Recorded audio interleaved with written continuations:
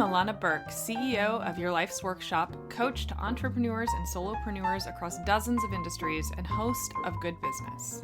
With nearly 20 years' experience helping hundreds of clients create profitable, ethically driven, and sustainable businesses based on their life's work, I'm here to teach you how to do great work, make great money, and make a positive impact without feeling like you need a shower afterwards.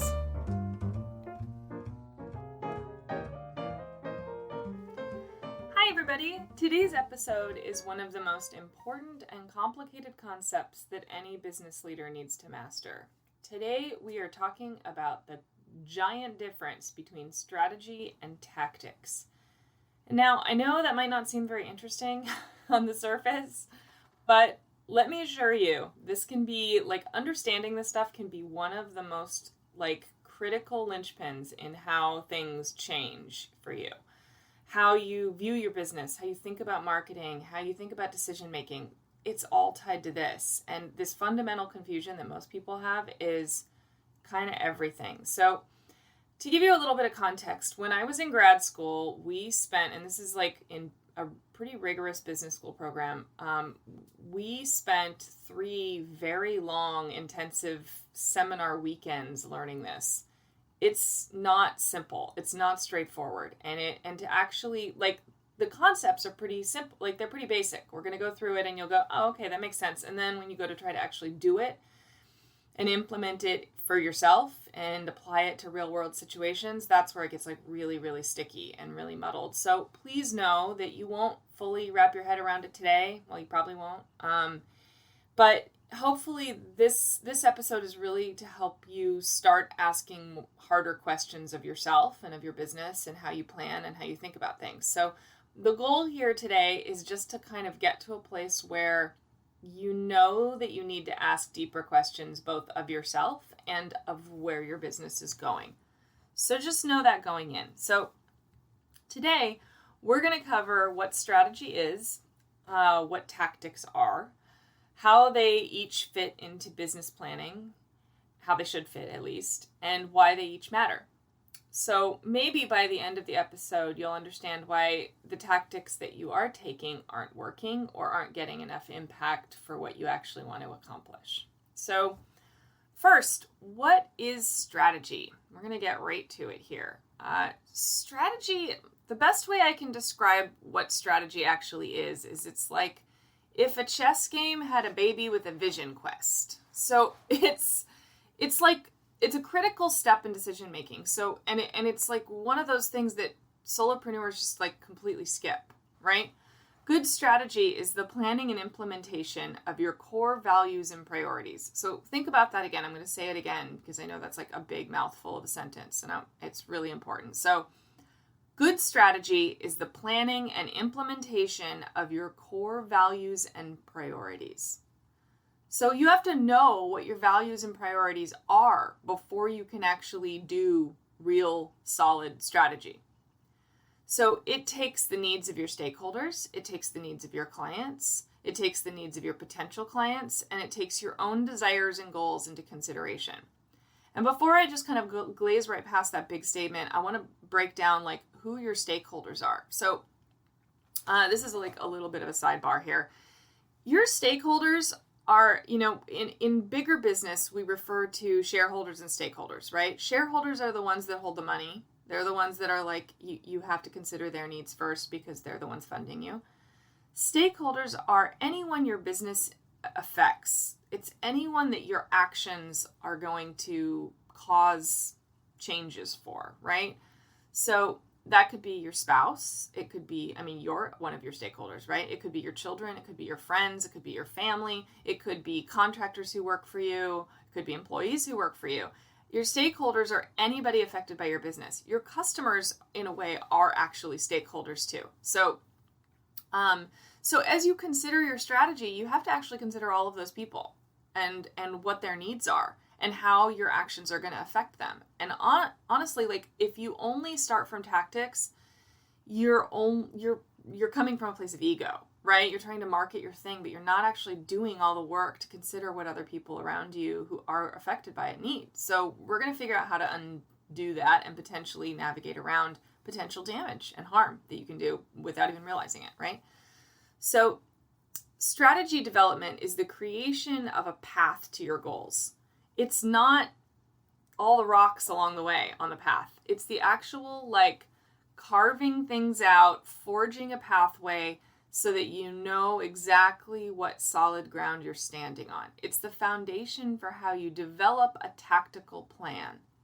But it's not the tactical plan, right? The tactics can change. They're fluid, and we're going to get to that in just a second. But the strategy part is the thinking far ahead. It's the knowing where the path is supposed to go, and then the tactics are what get you there, okay? So it's one of the filters that you create to run your decisions through. That's the biggest bonus to having a solid strategy in place, is it makes decision-making exponentially easier. And I find that most solopreneurs really struggle with this, especially in your first few years. It's rough to make decisions and try to look into a crystal ball, and the stakes are so high, and it's so hard to try to figure out what you should do and how to evaluate ideas and how to evaluate opportunities. Strategy helps with that, because if you know what your strategic plan is, then things start to become an easy no or an easy yes, because it either fits in the plan or it doesn't, right?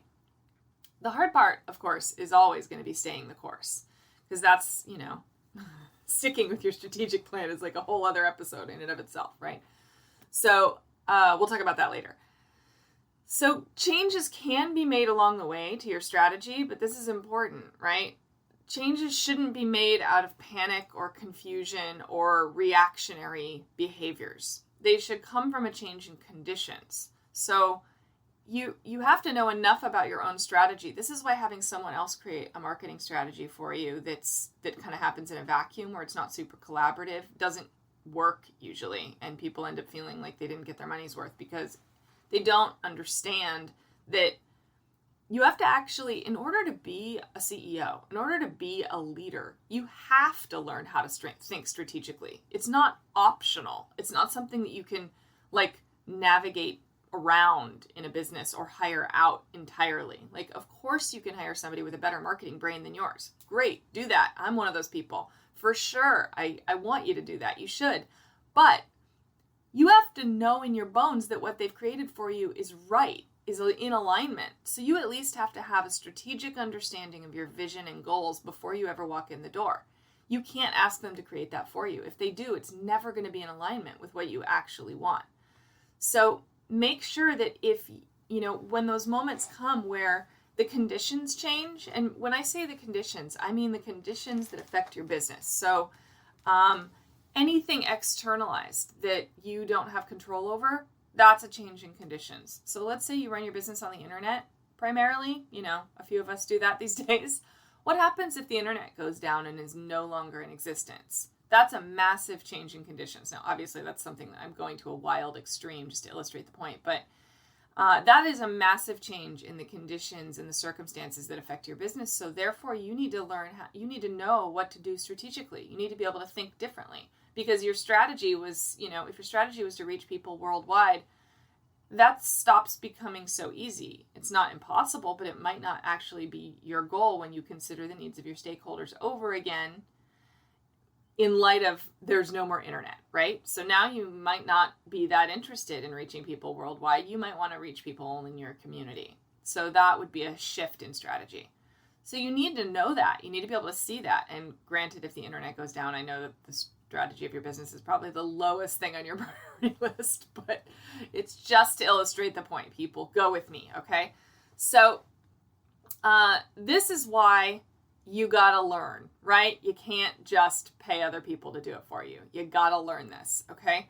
So I'm gonna give you a good solid example of what strategy should kind of look like, right? So I'm gonna use a life coach as an example. So say you're a life coach and your goal is to show as many people as possible that they can live a confident life. You have a deep burning need inside you. Your vision is to show millions of people. When you think about your big vision statement, you're like, I want every single person on earth to know that they can live a confident life. That's a huge vision. Another person's could be a life coach and have the exact same vision, only it's completely different in scope. It could be, I'm a life coach and I have a vision of teaching 100 women in my lifetime that they can live a confident life. And they want to start small and go deep, right? They have a different perspective on it. No judgment here, right? We're just talking about how your vision can affect your actual strategy making. So for coach number 1 who wants to go big and go global, right? Their pricing strategy might be to keep their prices as low as possible so that they can reach as many people to take part in their programs. It might mean that they have a wildly diverse set of programs because they have to consider that they want to reach people multiculturally all over the planet. So different learning styles, different abilities, different life experiences. They have to consider the needs of all of those stakeholders, and they have to think accordingly, right? So their strategic plan could involve keeping prices low, offering a diverse set of options for leadership and guidance, and then they're going to employ tactics that mimic that. And we'll get to that in just a minute. So if you are coach number 2, right, who wants to reach 100 people in their lifetime, their strategy might be to have premium pricing, and they're going to reach out and they want to work with people one-to-one only, right? So they're reaching people deeply and one at a time. So they're going to have premium pricing. They're going to have a strategy that involves connecting with people individually. So lots of networking events, etc., would be part of their tactical plan. So again, we'll get to that in a minute. So this leads us to your tactical plan, right? So actually, before I move on, I want to go through one last time, like how strategy asks you to think. Okay. So just to wrap up that section, strategy asks you to think, if this, then what? Then if that, then what? So if I do X, people will respond by doing Y, which will mean that I need to do Z so that they can wrap around and do A, and on and on and on, right? It's thinking, if this, then what, right? And go as far out as possible. And the more you know about psychology and human behavior, the easier this becomes, let me tell you. Like, I seriously go back to 2 classes I took in my undergrad that had nothing to do with business. I had a really awesome instructor named Stephen Ducat. I'll never forget him. We're still Facebook friends if he's listening. Hi, Stephen. I took 2 classes with him that they were the only 2 he taught at the time, and it was cross-cultural psychology and political psychology. And they taught me how humans think about information, how humans consume information, how objective correlatives work. And if you don't know what that is, you can go Google.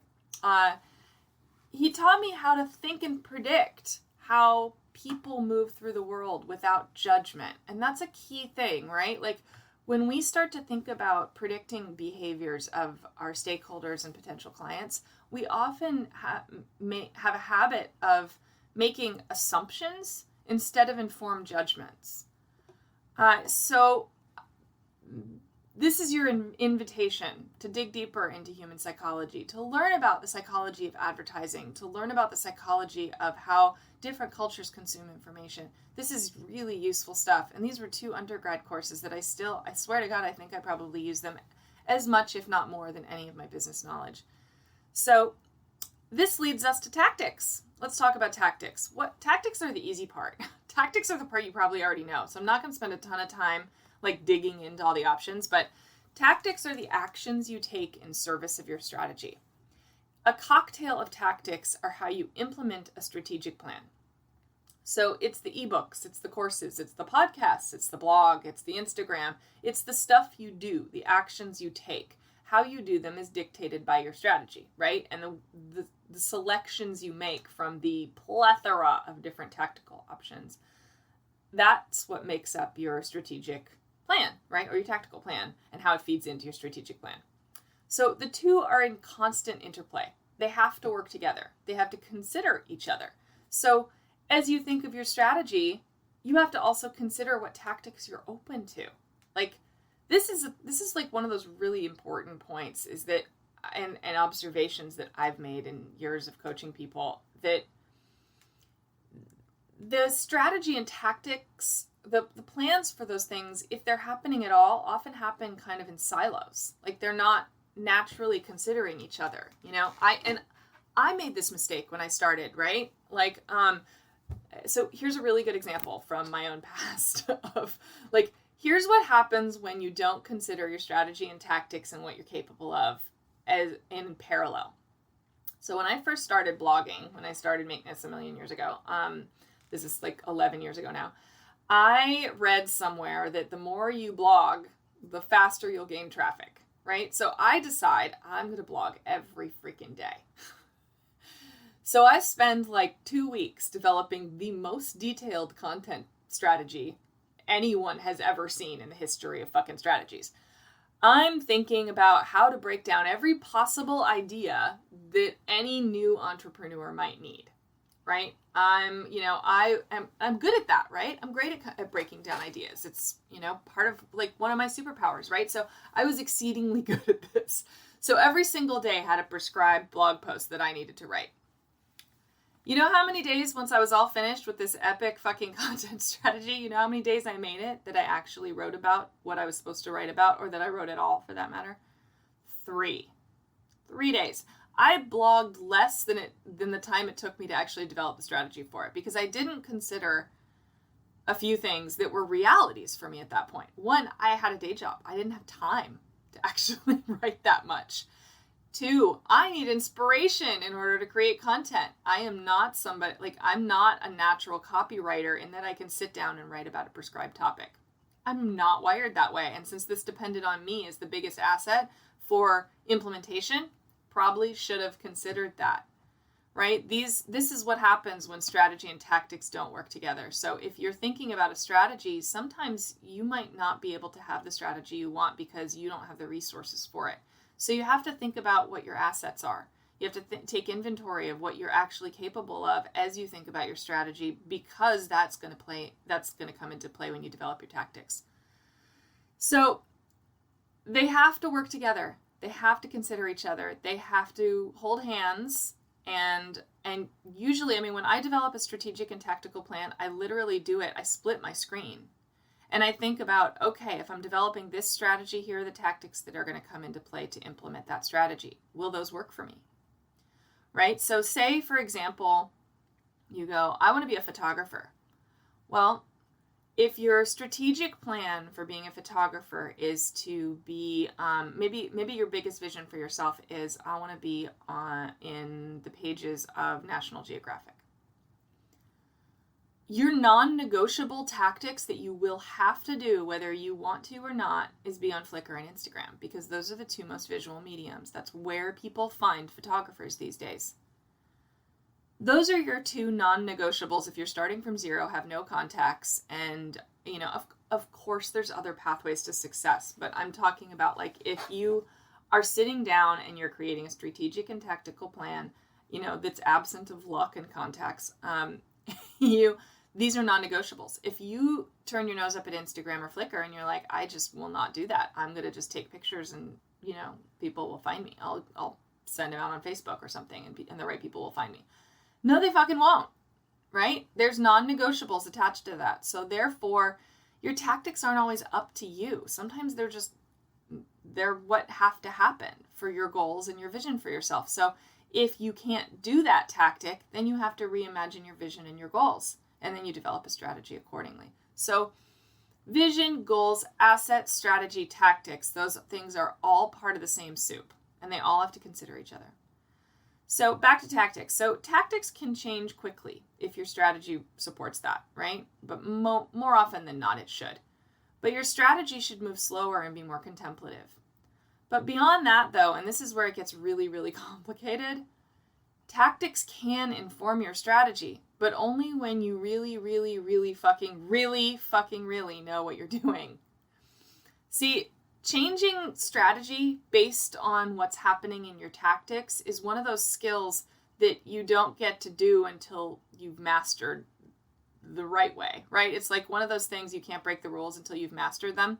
Like writing, like you have to write in complete sentences until you really nail how to write great complete sentences, and then you can write broken or run-on sentences because you know the rules and you've mastered them.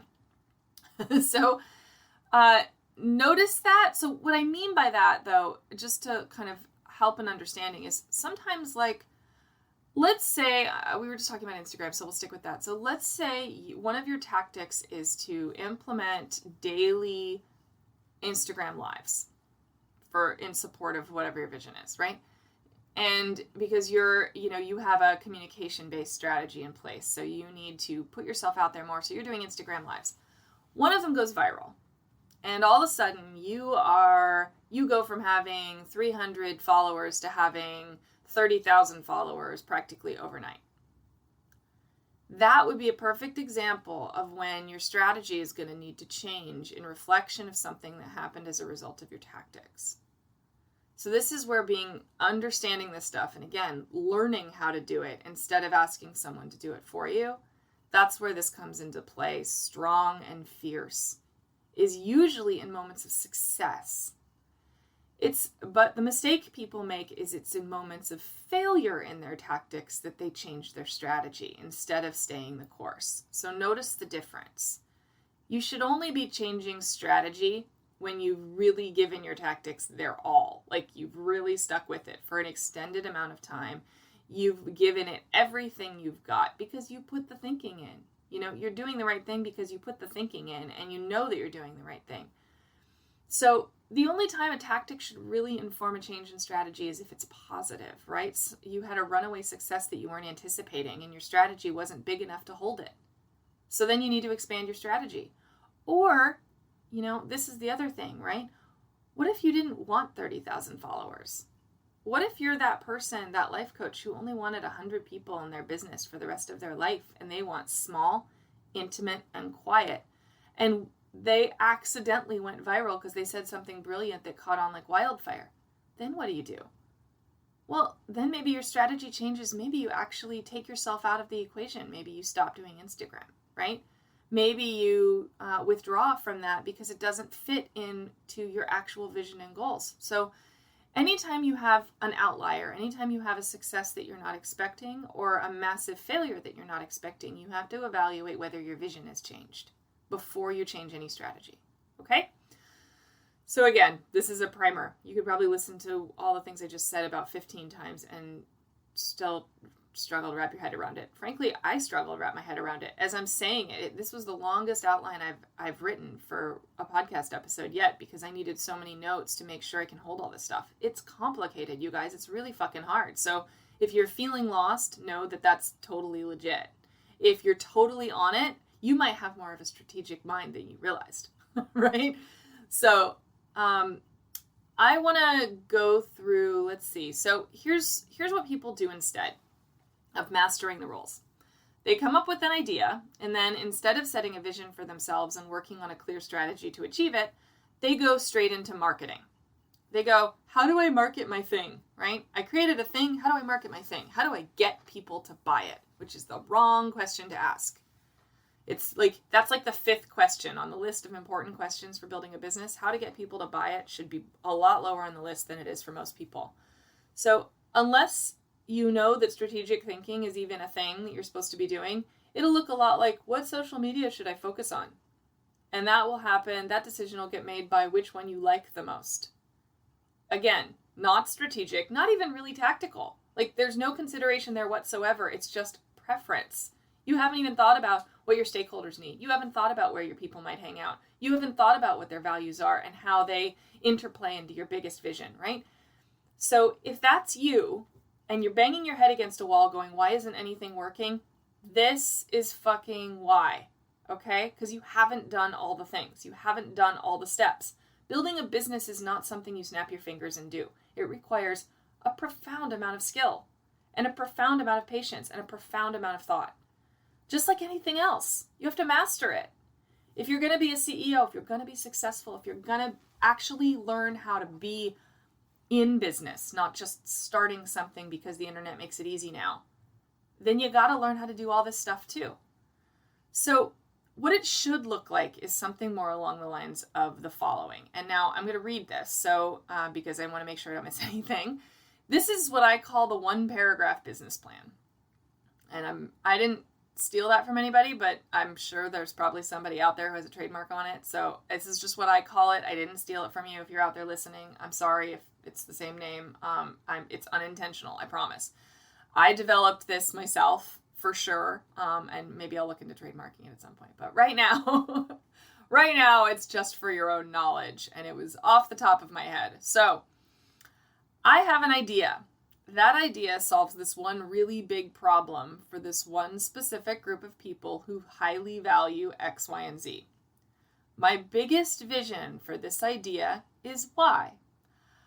And that's the letter Y. These are just blanks. They're placeholders. So my strategy is to connect deeply with those people and build trust so they feel invested in working with me to solve that problem. And then that's your strategic statement, right? Then here comes the tactics. I'm going to do this by leveraging daily Instagram stories which address specific collateral issues that draw their attention to the collateral issues around their core problem. Okay, I'm sure everybody got that, right? You just wrapped your head around that. So I'm going to do this. I'll read it one more time. I think that's what I'm going to do. So obviously I bounced around a little bit between generalizations and some specific tactics. That's mostly just so that you can understand the difference. I don't need to go into like a hypothetical business, but maybe we'll go ahead and do the 2 life coaches from earlier, right? So I'm just doing this like off the cuff, you guys. So I'm probably going to trip over it a little bit, but okay. I'm a life coach. I want to reach as many people globally as I possibly can and show every person on planet Earth that they can live a confident life. So here's my idea.